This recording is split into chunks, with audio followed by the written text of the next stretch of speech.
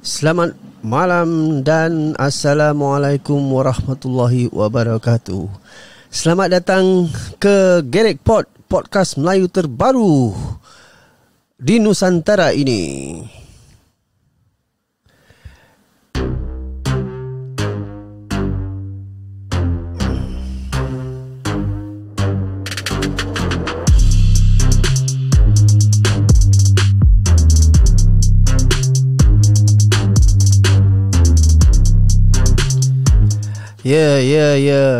Gerek Pod yang disiarkan daripada Kota Singa, Singapura.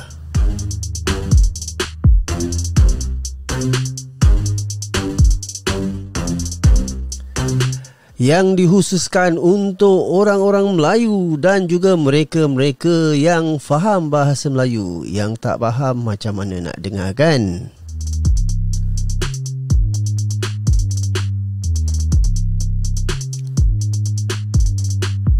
Di mana juga anda berada, kalau orang Melayu dan mereka yang faham bahasa Melayu, tak kira lah kan.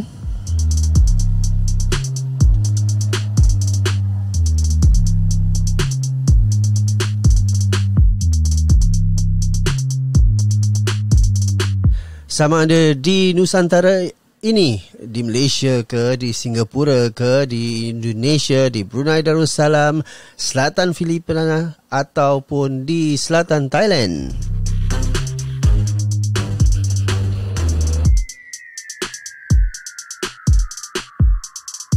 Atau mungkin anda berada di Australia, di Kanada.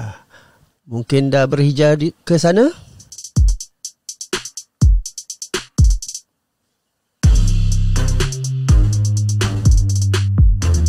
Atau mungkin anda pelajar-pelajar yang sedang belajar di luar negara, di UK ataupun di Australia?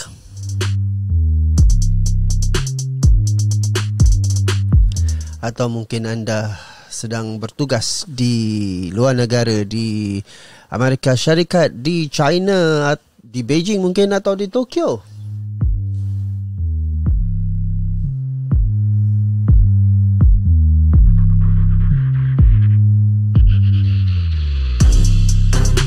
Podcast Gerek Pod ini adalah untuk anda.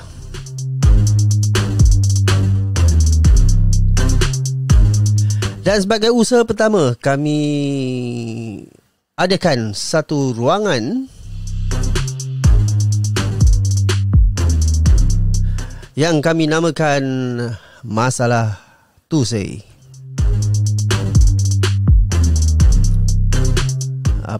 Apakah itu Masalah Tuesday ya?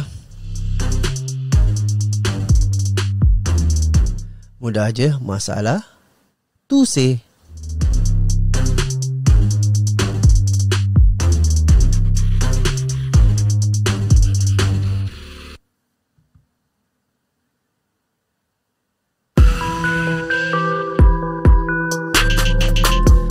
Iaitu masalah tu problem lah kan.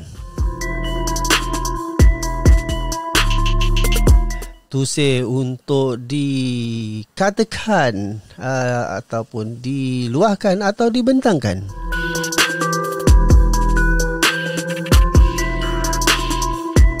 Ini adalah ruangan baru daripada anda untuk anda.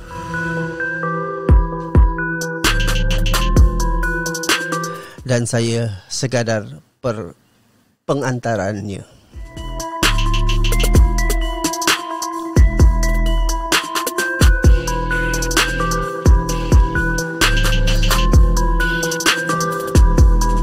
Maka saya mengalu-alukan penghantaran atau sumbangan anda semua di luar sana.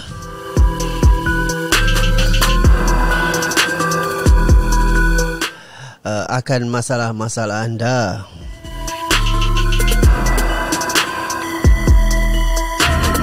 Oh, bukan terhad pada masalah peribadi ya.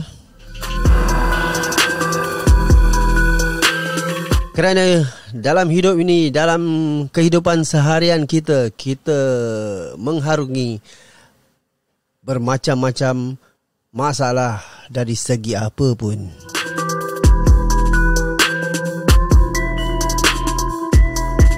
ketidakpuashatian kita ataupun sesuatu yang menggeramkan kita atau yang buat kita kurang senang.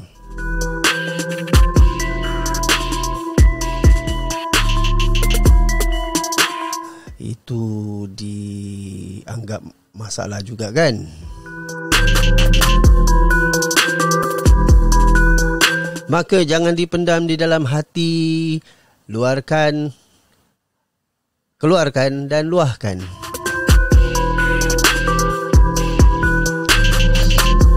Bukan untuk membuka aib sesiapa, bukan untuk membuka aib diri sendiri atau aib sesiapa pun.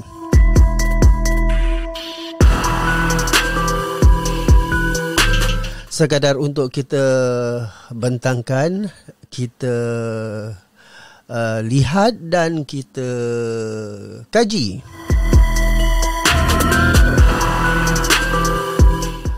Untuk kebaikan bersama.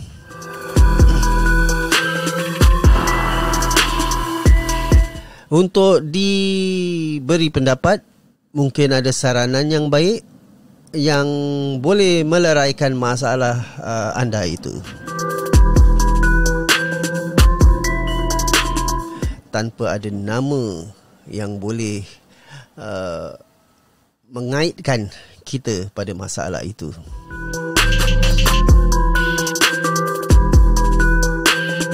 Jadi hantarkanlah luahan masalah-masalah anda itu ke ruangan ini, ruangan masalah Tuesday. Okey, macam mana nak hantar? Oh, mudah saja. Anda boleh menghantarkannya ke alamat email ini. masalahtuesday@gmail.com.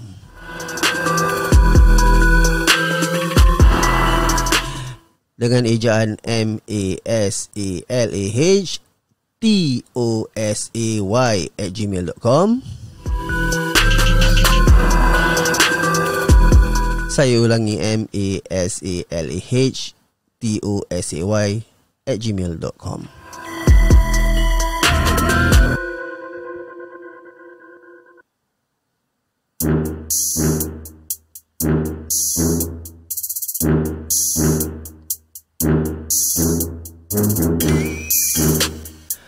Okey, untuk siaran pertama ini,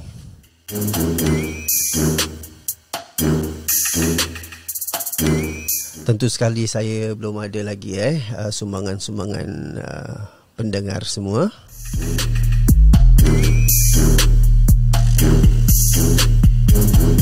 Maka saya akan cedok daripada apa yang diluahkan oleh rakan-rakan saya sebagai permulaan.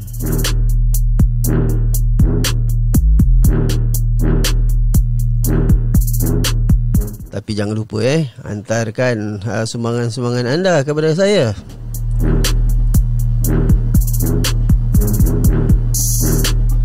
InsyaAllah tulisan-tulisan anda akan saya siarkan di ruangan masalah Tuesday ini.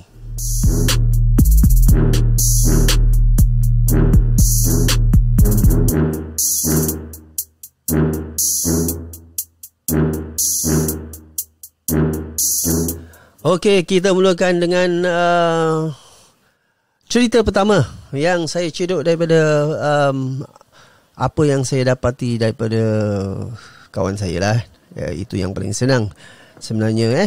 Jadi cerita ini berkisar tentang apa yang sedang berlaku di negeri kita. Tidak kiralah Malaysia ke, Singapura ke, Brunei Darussalam ke, Indonesia atau di mana juga di seluruh dunia ini. Ya, betul apa yang anda sangkakan. Ini berkisahkan COVID-19. Tapi tidaklah saya nak terangkan apa tu COVID-19.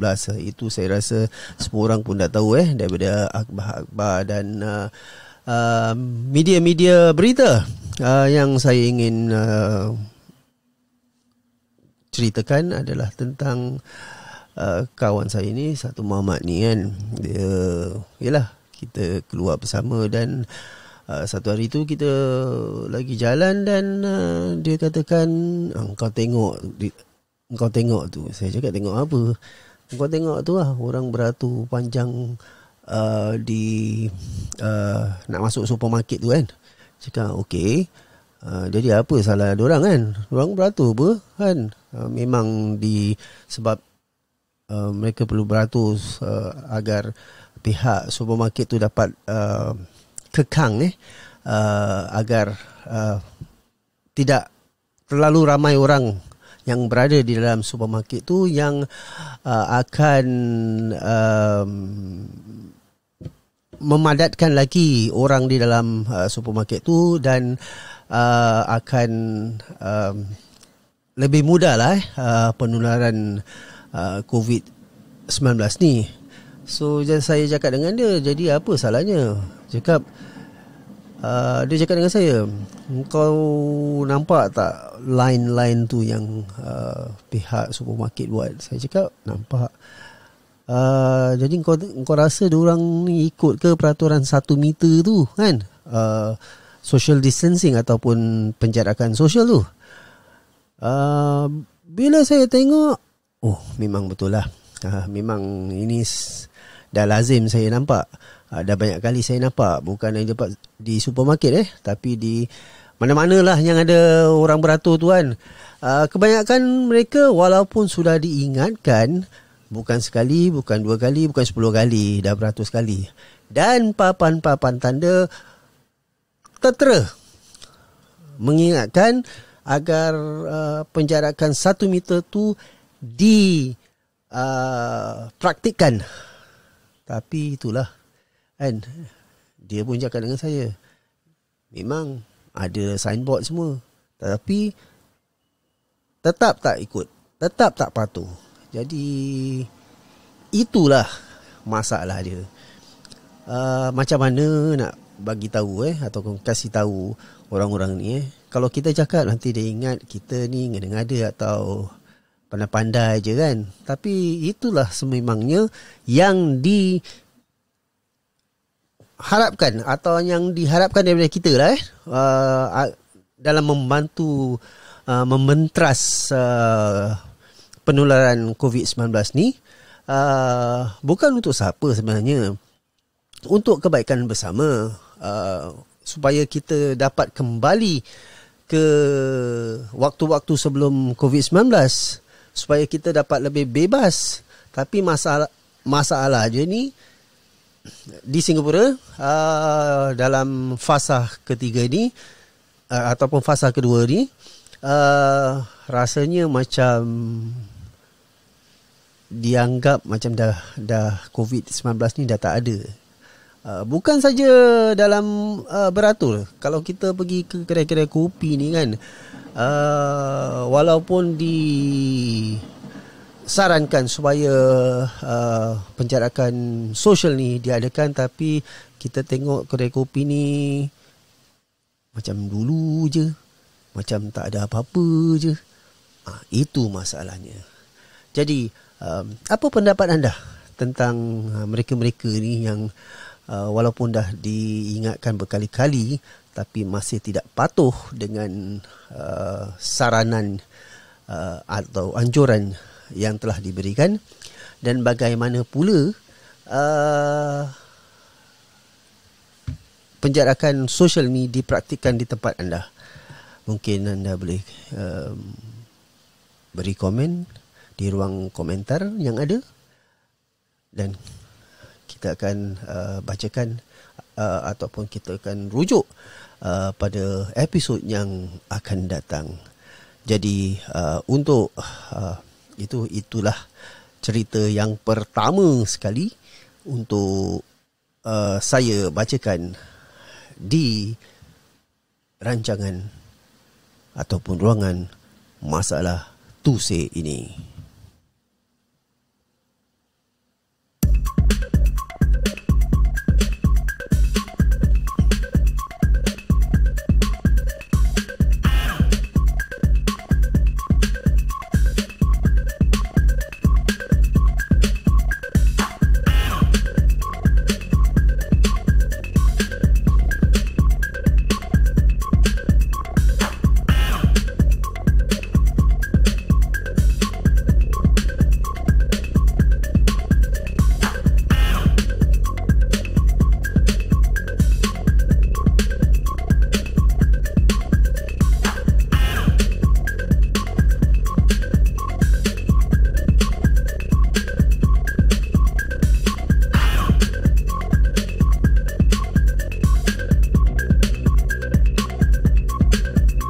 Okey, itu tadi cerita yang pertama dan saya akan bacakan pula cerita kedua ni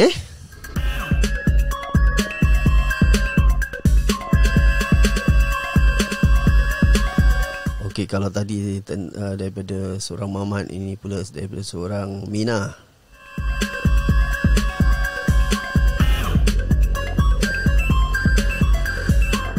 Adil lah kan, satu Mamat, satu Mina.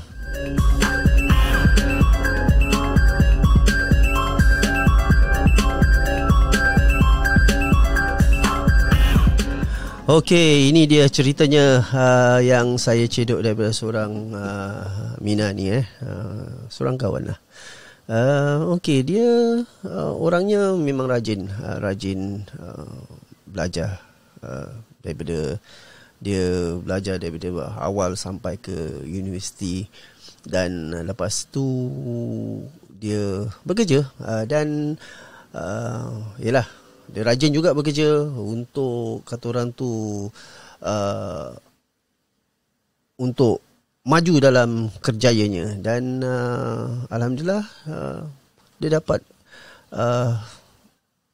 sedikit demi sedikit selama beberapa tahun bekerja dan meningkatkan lagi taraf kedudukannya di tempat kerjanya. Okey, masalahnya dia katakan pada saya, okey, aku dah belajar, aku dah kerja, alhamdulillah semuanya, alhamdulillah lah, berjaya lah. Masalahnya sekarang dia cakap, umur aku dah 30-an. Okey, aku tak ada boyfriend. Okey, aku tak ada hubungan dengan mana-mana lelaki. Aku pun nak kahwin juga, aku pun nak ada family juga kan. Jadi macam mana saya cakap dengan dia, apa susah, pergi lah cari boyfriend. Dia cakap, wah kau senang dia cakap kan. Ingat apa, macam cari ikan kat pasar apa kan, main pilih terus bawa balik. Betul juga cakap dia Okey, jadi saya cakap, apa masalah dia, kau cuba kenal sana sini. Cakap kenal sana sini memang okay, boleh lah kan, tapi itu tak garanti bahawa perhubungan itu akan berkekalan. So saya cakap dengan dia, memanglah, mana ada yang garanti kan. Kata orang tu, tak ada dalam dunia ni yang pasti, tak ada yang garanti. So saya cakap itulah, tapi dia cakap lambat lah. Cakap kau masak Maggi pun 3 minit, bukan kau masukkan dalam air panas terus telan kan, makan masa. Jadi saya cakap dengan dia lah, okey, kalau kau susah sangat nak kenal orang, mungkin kau segan ke ataupun kau tak biasa kan nak itu, why not kau pergi matchmaking agency ataupun agensi cari jodoh. Dia cakap dengan saya pula, dia cakap bukan tak boleh, nombor satu itu pun satu masalah juga. Cakap masalah apa lagi, tinggal kau pergi sana, cubalah nanti diorang apa ni, kata orang tu cari profil yang secocok dengan kau kan. Jadi dia cakap dengan saya, boleh, Tapi kau ingat murah tu? Cakap murah tak murah, kau gaji dah okey, campaklah duit dan kata orang tu investment. Jadi dia cakap dengan saya, itu pun belum tentu tau. Kalau pergi ni nanti diorang akan kata orang tu carikan kita jodoh, profil lah yang sepadan dengan kita. Lepas tu dia akan aturkan supaya ada satu pertemuan, mungkin makan malam ke apa gitu. Dan kawan saya ni katakan, yang aku tak suka ni kan, bila meeting gini macam, atau konon-konon blind date ni macam kan, pihak sebelah sana akan cuba tunjukkan kata orang tu image yang terbaik, image plastik je.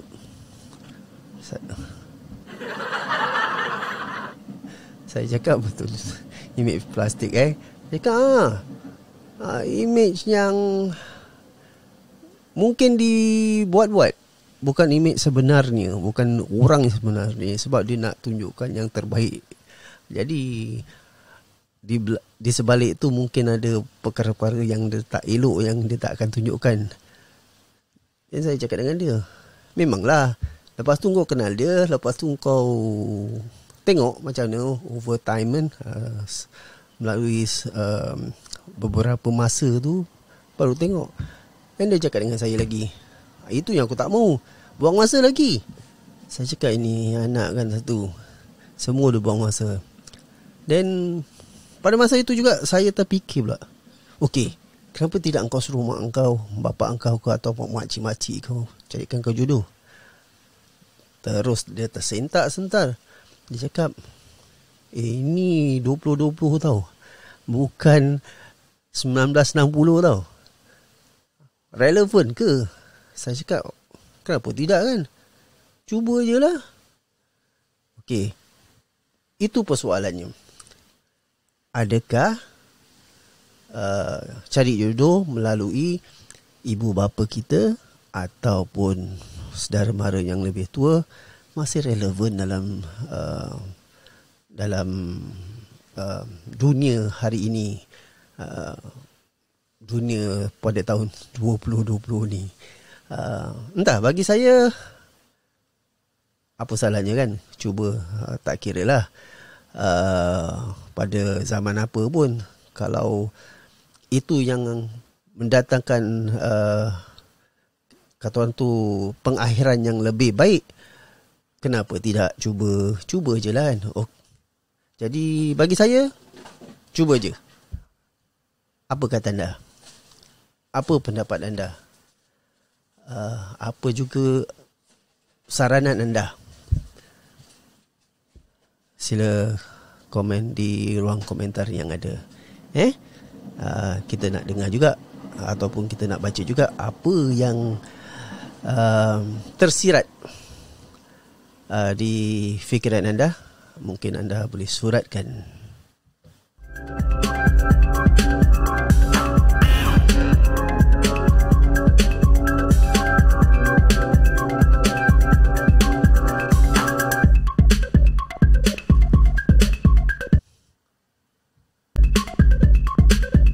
Okey, itu cerita kedua yang dapat saya bentangkan. Sebagaimana saya katakan, mungkin anda boleh buat komentar yang sepatutnya. Apa juga komentar yang ditulis, harap kita ingat, kita orang Melayu, orang berbudi, kita berbahasa. Biar kita bincang secara berhemah. Kata orang civilized discussion. Okey, sila hantarkan komentar-komentar anda.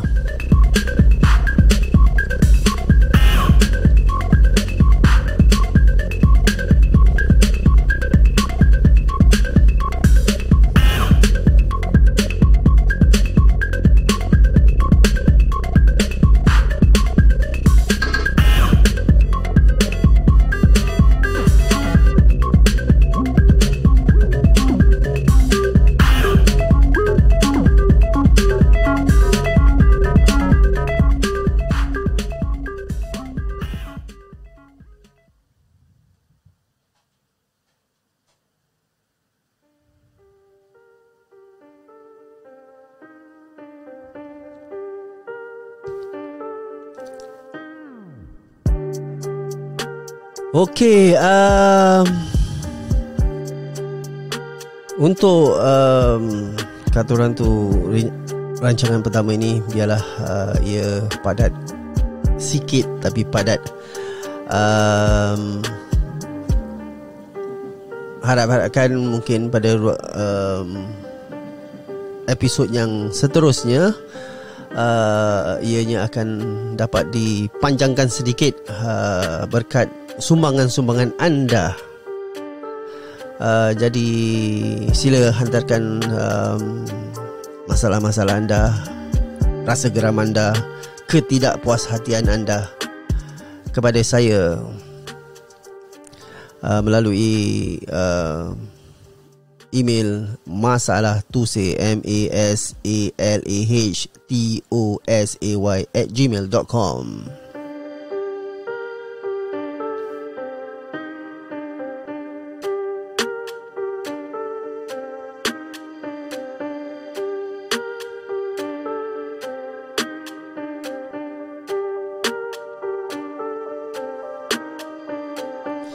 Okey, dan jangan lupa ikuti terus ruangan Masalah Tusay ini yang akan disiarkan setiap hari daripada hari Isnin hingga hari Jumaat mulai jam 10 malam.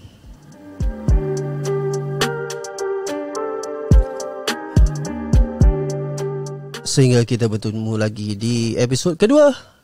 Assalamualaikum warahmatullahi wabarakatuh dan selamat malam.